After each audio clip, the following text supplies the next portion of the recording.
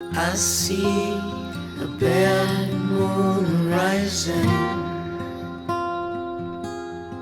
I see trouble on the way.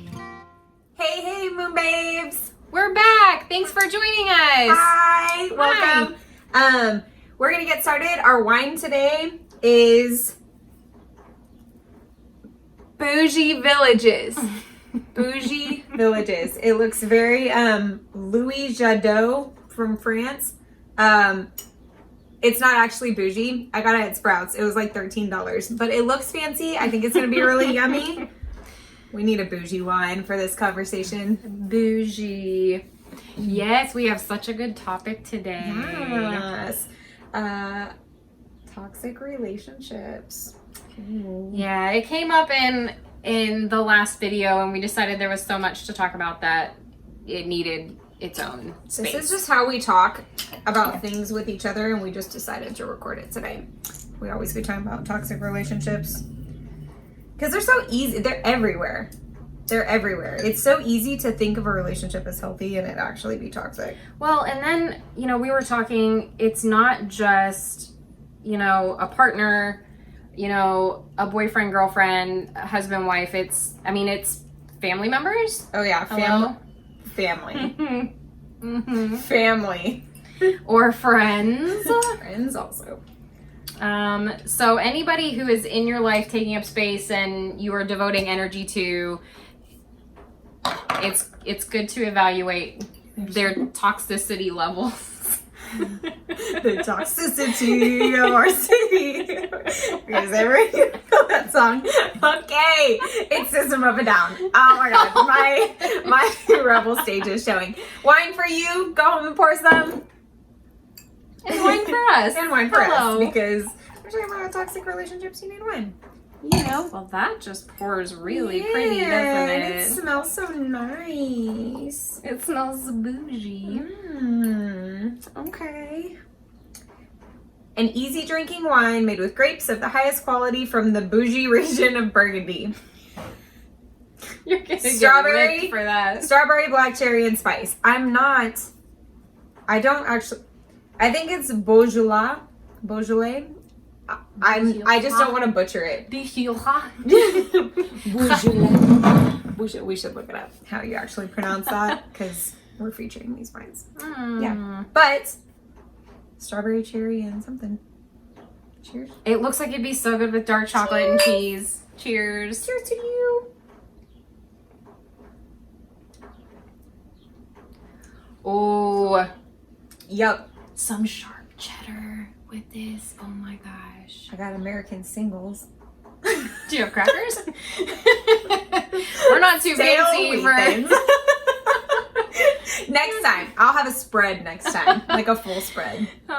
This is pretty good. Oh, that's a good idea. That's a really good idea. Okay. Bougie Villages. Okay, so both of us have experienced some toxic people, which most people have. Sometimes if you haven't really, when you start Googling somebody and there's a problem, like when you have somebody in your life and you're like, what the is wrong with them? And so you're Googling, like you're literally trying to diagnose them with something. Boyfriend? Typically it's because there's something toxic or something going on there. The dynamic is not right. You don't just have to Google mental health issues in most people in your life, right? Like it's not like I don't. Hey, what the is wrong with Jackie in my phone? You know what I mean? And try to diagnose you. Unless I ask, what do you think is wrong with me? Yeah. And then it's a team effort. Like we can figure this out. There's nothing really wrong. It's not a big deal. We can figure this out. But no, there are definitely some people that I think just go through life and they're toxic to more than just you. I think they're toxic as their life. God, that sounds so mean. No, right? But like, it's like they're their own worst enemy really as well. Horrible? Like they're not just born horrible though. They're not just horrible people. I don't think being toxic means that a person is a bad person. I think people become toxic, like you said, to themselves and to other people when they're lost. Yeah, I mean, okay. Like when they have problems, when they have... I feel like, so when you're highly sensitive or an empath and you can like walk down the road of why somebody is the way that they are, it's so easy to make excuses. And I don't think it makes them a bad person, but I'm an empath and that's what I'm doing. I'm making excuses at the very beginning of the video. well, no, it doesn't mean you can't have sympathy or, you know, like an understanding of like, I do understand where you're coming from, but like stay away from me or at least, because when you're an empath, you're more vulnerable to catching on to other people's feelings. It doesn't matter how hard you try to just keep your feelings to yourself. Like, people influence you, and you may even know they're influencing you, but it can bring you down anyways. It weighs you down so much. It really I don't even does. think you have to be an empath, though, to realize that there are some people out there that are just bad energy. They're just bad energy. Even if they're not bad people, they're just bad energy. You have to get to a point. I know when I was younger, and this is probably everybody, but you have a hard time saying no or not engaging with people, even though you kind of get the feeling that they're just there to like be energy, like vampires, where they're just like taking from you, but you don't know how to set up that boundary. And so like I'll set one up now with, I don't feel bad about it. It's not coming from a bad place. It's more just like I can't deal with that. Right. You have to, life.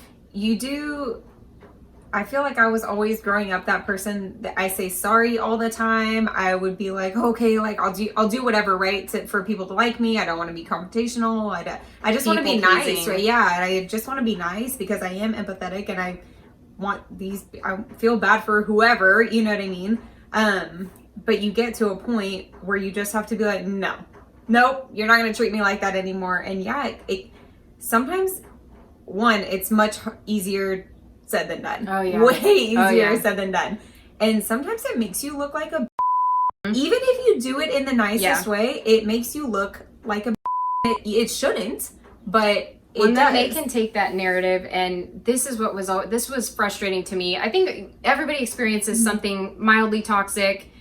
I know each of us at least has a few instances of things that were damaging, but what's kind of devastating is that you become so hurt by their behavior, but then they turn around and because you're just finally cutting them off, then they can say their narrative is like, well, I'm the victim. Look at how they treated me. But nobody saw what they were doing to you. Right. Like including them.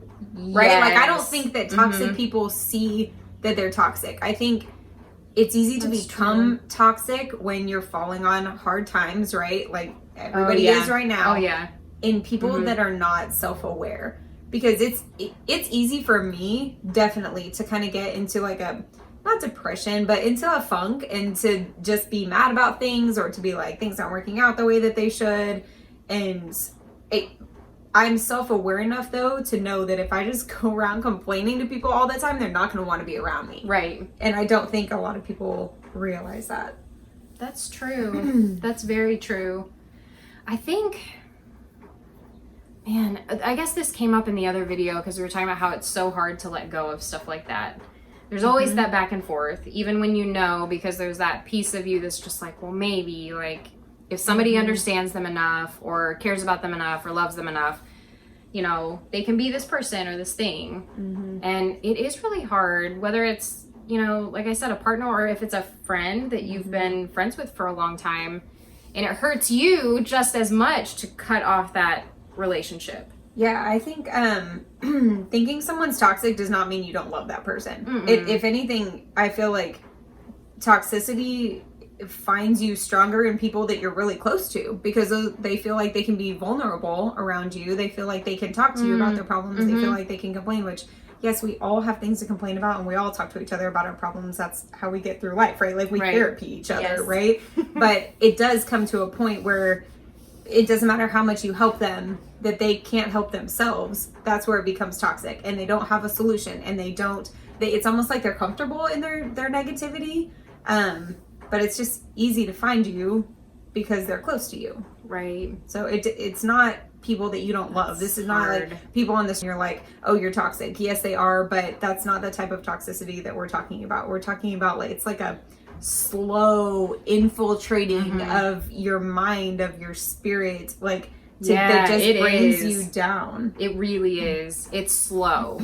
It's slow. And I think you're right that it is after you get that comfort level. Mm-hmm. But that's what makes it so hard is because everybody, whether it is a Right, friend and or you wanna somebody, you help have them. your best face going at first. And then as they become more comfortable and vulnerable, those other things start to come out. But then they just become so draining and hurtful to, like, for one, to be hurt, but then to see what they're doing to themselves a lot of times is really hurtful too. But I think that's the problem. I don't know that they see it. Other people see what they're doing to themselves. It's just a bad cycle. Yeah. It really is bad. But yeah, I don't know. Toxic boyfriends. I have a member of my family, I would prefer not to say who is also very toxic.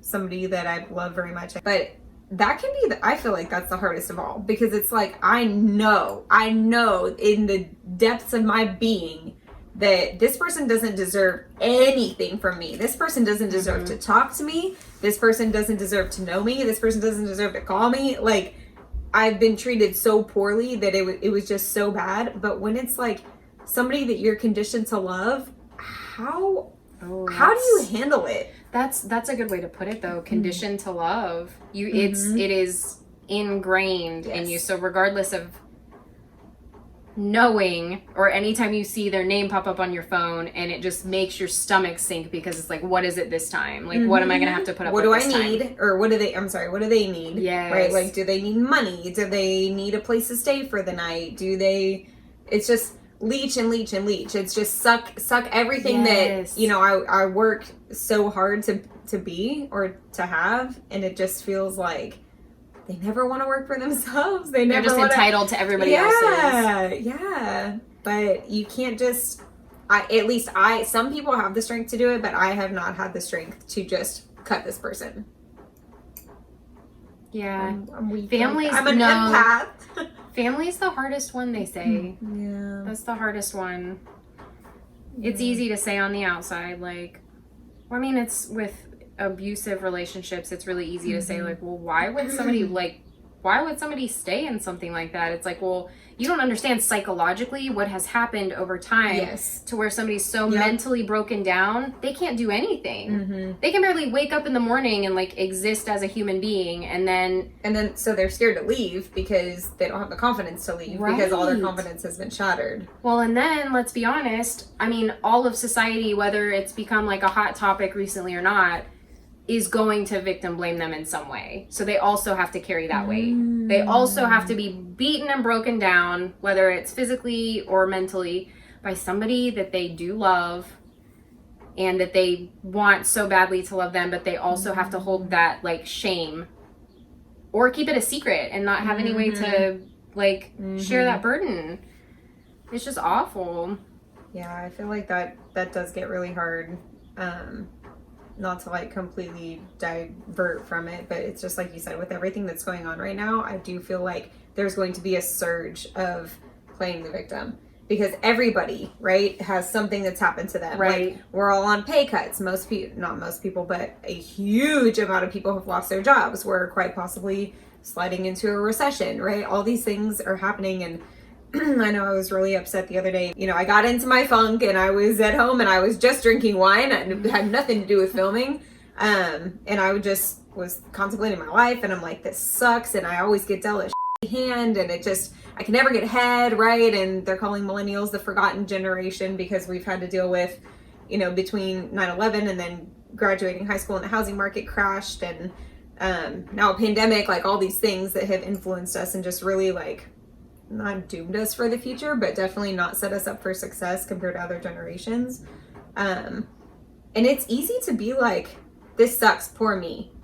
And then you have to step back and realize, poor everybody, right? Like, poor everyone else. I still have a place to live. I'm still able to afford bougie wine, you know, like, at least I have some things, and some people don't right now. So, but I can see, like, especially if we shut down again, I can see people just really diverting into a negative headspace.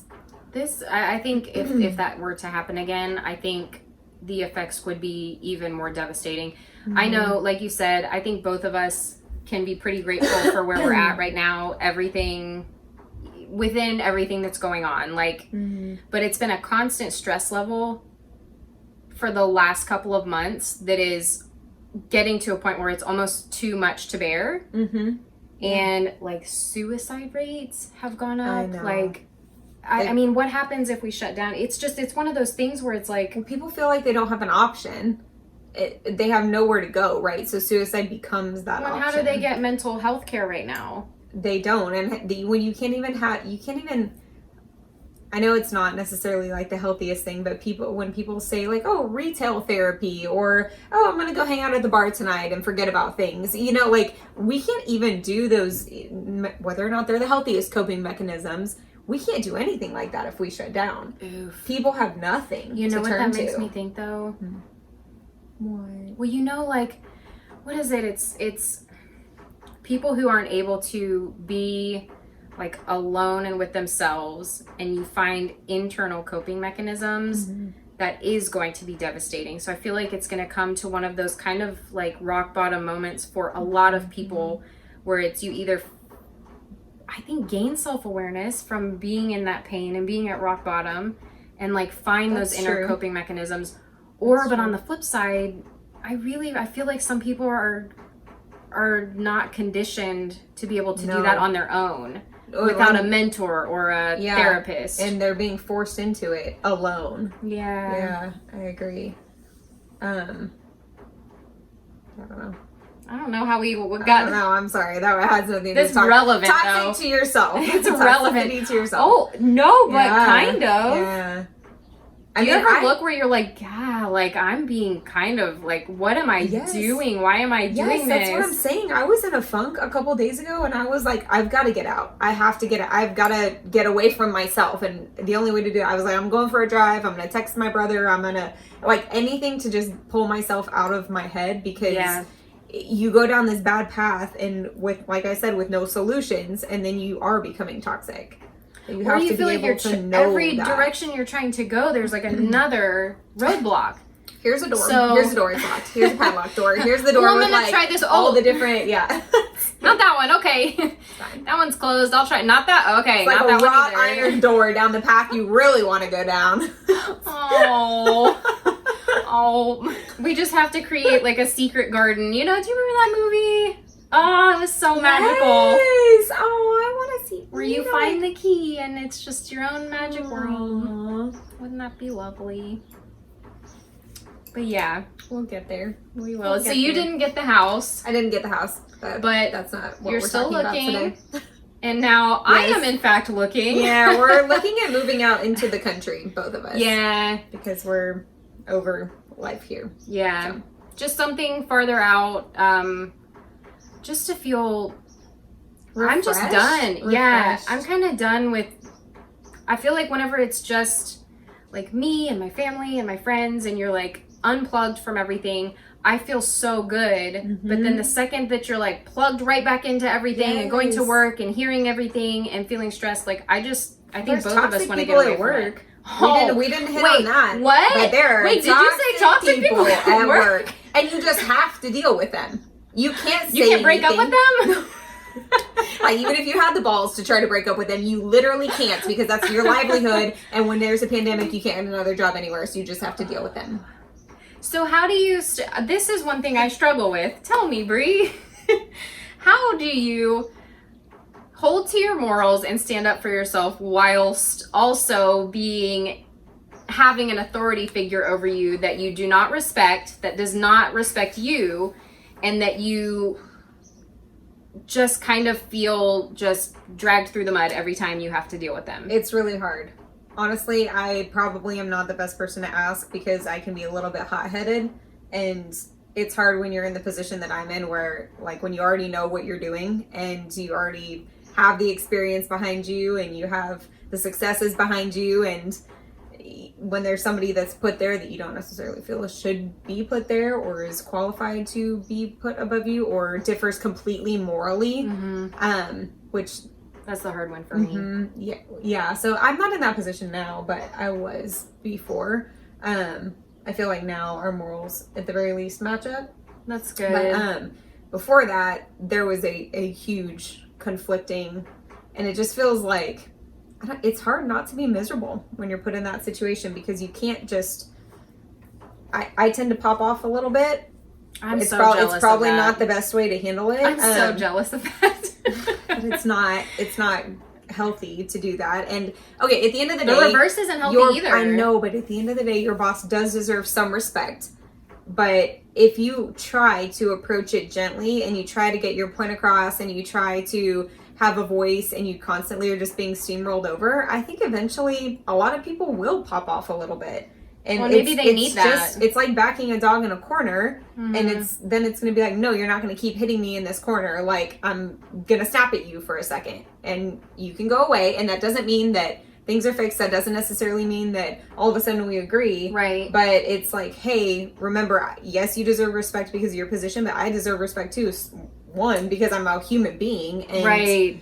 Just basics, yeah. I'm a human. Like, it's just poor management to not listen to the people underneath you. I think, but that's it ties into like, so millennials, which we are both in that grouping, me by a hair, but I think that I literally just forgot exactly what I was going to say. Oh, that we work differently, and we work differently. Yes, and most people are in a different generation than us, and we see that we want to be treated like we can do a great job and we can do an amazing job. We will go above and beyond for somebody who respects us, acknowledges what we're doing, and treats you like you matter. Like, even if you can't say yes to everything, it's like, I do understand. There's just a tone to it, and I think the generation, for the most part, that we are working with, that is kind of still in authority over parts of our jobs, they don't come from that way. No, that's correct. And it just breaks. Like, it just it's breaks really you hard a little because bit. then it's like you go to work and you're surrounded by toxicity that you can't get away from. Like, we're over here saying, hey, cut toxicity out of your life, but you can't cut out work. That's a good point. So I think the key is to make sure that your home environment, or where you go after work, where you go to escape, is free of the toxicity. Because at the end of the day, you're never going to escape it completely unless you do move out to the country and we just farm for a living. Oh, which, yes, I know. Let's do it. We can do it, but not a lot of people have that luxury. So if you're at work and you're dealing with all this, you just have to make sure that when you come home, you're not with also a partner who's toxic, or also hanging out with friends who are toxic, or going home to a family that's toxic. But then if you live at home with your family and they're toxic and your job is toxic, then how do you escape? Check our last video or our first video on ways to escape. I can say that. So go for a drive. I think, okay, so I'm thinking, I had a very toxic relationship with a sociopath, a literal diagnosed sociopath. A romantic relationship. Yes, a romantic relationship. He was a malignant narcissist. And so that, I'm not going to get into much of any of that. It was bad. It was really bad. It was devastating. So, but one thing is, like, as I was researching that, which I've done, I mean, a ton of healing work with all that, but I think this is good to think of in jobs as well, as how to handle people at work that are toxic that you can't get rid of. Like, you can't get rid of every toxic thing in your life. There's a technique with, like, and I'm not just talking about narcissistic, because narcissists aren't just like, oh God, like, look at me, like, it's a true psychological disorder. Yeah. So there's a method. Okay. And I feel like you can pull this into work, like, with somebody who's in authority, and still keep that respectful level that you need to, but also hold to your morals or your opinions. And have you never told me this before? I'm just over here getting shunned at work because I'm mean. Well, no, I'm just now thinking of it. I don't know if it'll work, but it popped into my head. So it's called the gray rock method. So, like, narcissists want to feed off of you. So if it's getting a negative reaction and they know how to get it, they're going to go after it and they're going to feed off of that. So one way to be unappealing in that respect is to make yourself as appealing as a gray rock. And so basically is to be very bland. And sometimes it makes them everyone's so mad. Just be basic. Because You're they want, basic. because they want a reaction or they want Yeah. like a fight. So you could say, well, that's interesting. I understand what you're saying. You know, I think this, blah, blah, blah, and keep it very level and very gray. And it's hard for them to find any way to respond to you. But you also, because I get so infuriated when I feel like I can't give my opinion or stand up for myself in some way. But I feel like that kind of gives you like a good middle ground. Yeah, I like it. Okay, gray Just rock be a little method. gray rock. Just boring and living your little rock You're not life. shiny at all. Just Yeah. nothing. You're a little dusty. You're not a crystal. You're just a rock. Yeah, you're not this like bad boy. You're just no. like, what got stuck under my shoe? No, ew, You no. can be a crystal in your home life. Yes. But do rocket work. We know you're a crystal, Yeah. but with some people, they don't need to see that because they're gonna want to steal all your energy. Shininess. Oh my God, what if we're toxic to our crystals? Well, that's why we cleanse them and Yeah, you're charge right. them and You're right.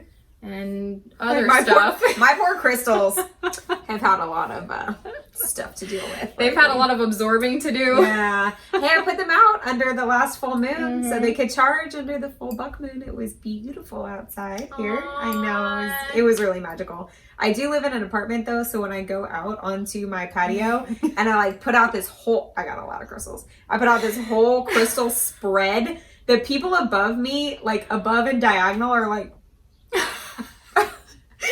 I'm not cursing the apartments. Everybody's gonna be okay. You can thank me for this. I'm not cursing you. I'm just like, what are you looking at though? Do you want to be cursed? People who aren't aren't into it though, they No, do not he's get like, it. oh my, he's probably telling his friends that a freaking witch lives below him. I don't know. It's funny. That's Whatever kind I've of seen what interesting. he does on his patio when no one's looking. Oh, that's right. Continue subject. Continue Oh on. my gosh, We're continue. moving, yeah. Anyway. Don't judge me for my crystals. I was thinking about it, and I was like, oh, when I thought about toxic relationships, all I could think about was, a friend that, and I just was like, I was looking back at different pictures, and she's in so many of them, like so many pictures throughout my life, and it's just so hard to look back and be like when things were so great, like we were so close, like best friends, like to think you would never lose this person, and then to realize this person was immensely toxic to herself to a point that like I was forgiving of the toxic too. Yeah. Like that's how much I love this person, and I felt like I could defend against the toxicity. I don't feel like she necessarily sucked me dry. And you wanted to support her, just from what I know, like you wanted to be able to be that for her. Yes, absolutely. But she just completely disappeared. I don't know. Do you think living what with her feels- toxicity somewhere? I feel like the hardest part of something like that is that like you look back on those pictures, or you have something that like triggers a memory that was really good, and you feel like, did that mean anything to them? Did that mean anything to them? It's so yeah. I feel like that hurts so much, to feel like I cared so much and it meant this to me. It and almost like was it hurts even bad too when you're like, I know it did mean something to them, and it still was enough that they're still toxic enough that they would just rather disappear into a bad life, you know? Like that's weird. even having to think hands about. to grab them out, like mhm. they just Yeah, that It's is sad. really it's sad. really But, sad. Anyways, toxic Yeah. people are everywhere. You have to find a way to protect yourself. You have to find a way to live with it. You have to find a way to, I don't know, should I get crystals out? I was just thinking, like, are there crystals that defend you from negativity? I could have a bring crystal. some out. I have this one crystal. Can I just feature one crystal? Yeah. How amazing is this bad boy? Oh my gosh, I don't know what kind of crystal this is. That's okay. I you think got it's- it, and you were like, It yeah, just keeps this in my hand. I am a pro YouTuber.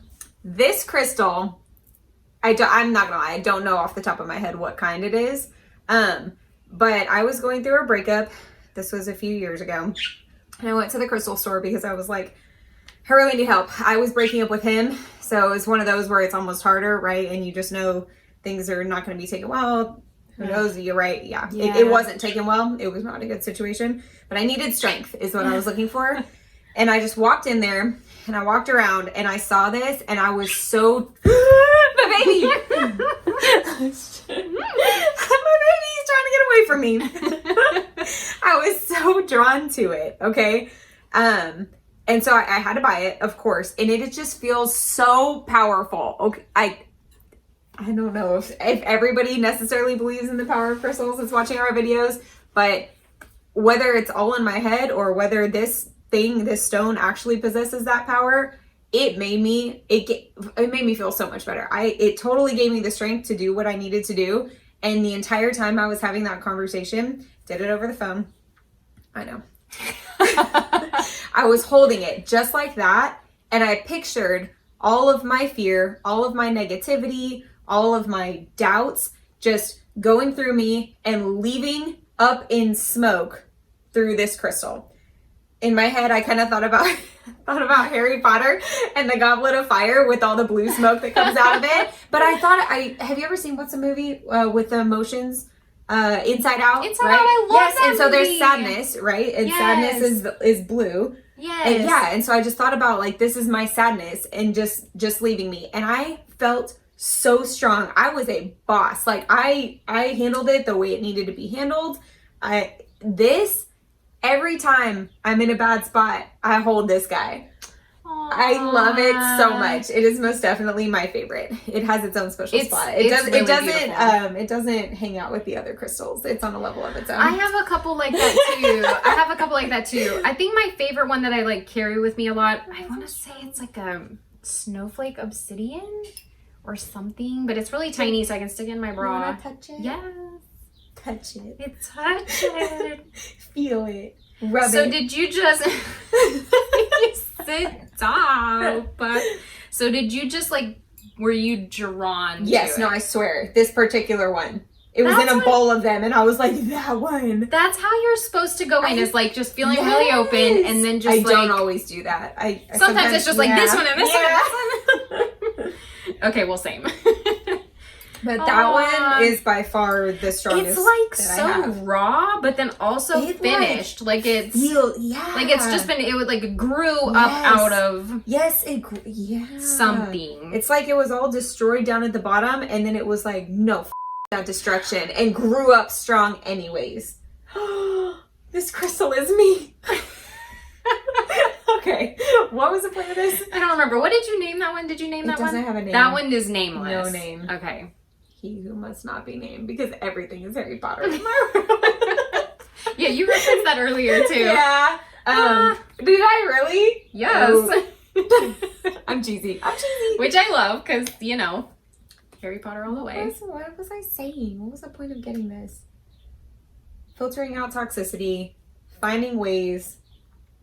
Yeah, because then you were talking about like crystals that are good for like releasing negativity. Yes. And... I'm sure there are crystals galore out there that are good for this. Yeah. This is just one in particular. I'll hold it up close that you can see.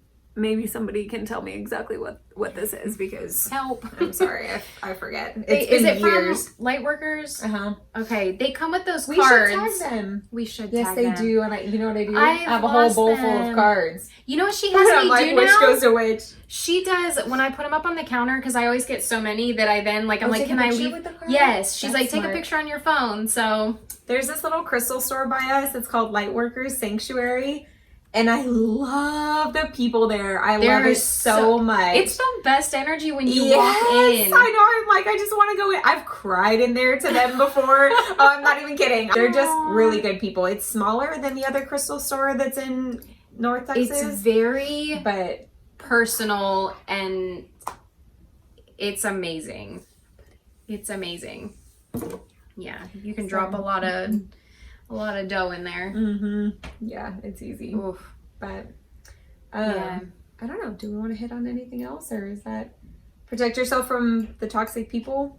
Everybody try to stay Yeah. positive right now. Stay positive with yourself right now, because it's just easy to to fall into it. But it's you know? okay if you're not feeling positive, because you know my thing is like, no, we're not fake positives. No. We're not fake positives. It's important to feel your emotions, but I do think the power behind negative emotions is strong enough to like suck you down into like this terminal negative area. You know what I mean? Like, you need a way to redirect it. I think it's, or feel it and give yourself a time frame to yes, feel it and be like, gonna say that. I'm gonna just pity myself for a second and everyone leave me alone tonight because I'm just not in a good mood, right? And I'm just gonna think about my life and be sad about the way that it's turned out right now. But then you need to come at it solution based afterwards. Obviously, my manager is coming out right now, right? But it's solution based. Like, you can't just sit there and stew on why things are so bad right now. You eventually do have to redirect. Right yeah. Oh, that's true. It is. We're all struggling and equal parts growing. It just hurts. It does. Growing hurts. So. Do you guys have like recommendations for cutting out toxic people, or not necessarily cutting out, but do you have recommendations for dealing with toxic people? Other than grabbing your favorite crystal, other than just trying to remember that people are toxic because things are not going right in their life. How exactly do you cope with it? Yeah. We would love to hear it. Yeah. So thank you for joining us again. Yeah, we appreciate you guys that are watching our videos. I know we're not like a long-standing channel and we've just kind of started doing this. We're just trying to see if people are interested in talking with us, if people are interested in having these conversations. But yeah, let us know how we're doing. We are open to anybody who has constructive criticism, or any positive feedback, but I'm not going to just know we're trying on a budget.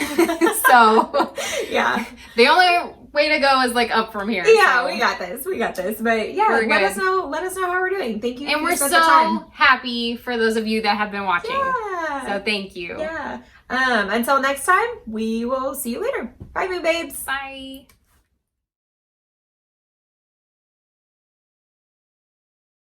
This carpet has dog poop all over it. Nobody knows. I know. I would buy your house if it wasn't haunted, but I'm scared. This is depressing. I don't know how to change that. We're waiting on answers on how to change that and how to deal with that. How's your life? It's really good. I have a tiny head. I have to wear kids' hats. Like, yeah, I have a tiny head. I have a giant head. I don't. How did you have a pixie cut? I did it twice years ago. I want to see. I was young though, so my face was also very different. It wasn't as like angular. It was just a big fat freaking pumpkin face. There was no structure to anything. It was just like shut up. You just let your mouth like it just drips out. Yeah. Your tongue just like and all of a sudden you speak French. And don't look at my not shaved legs. Okay, listen. Life gets hard, okay? I was looking. Life gets really hard. Don't go around tonight. It's bound to take your life. There's a bad moon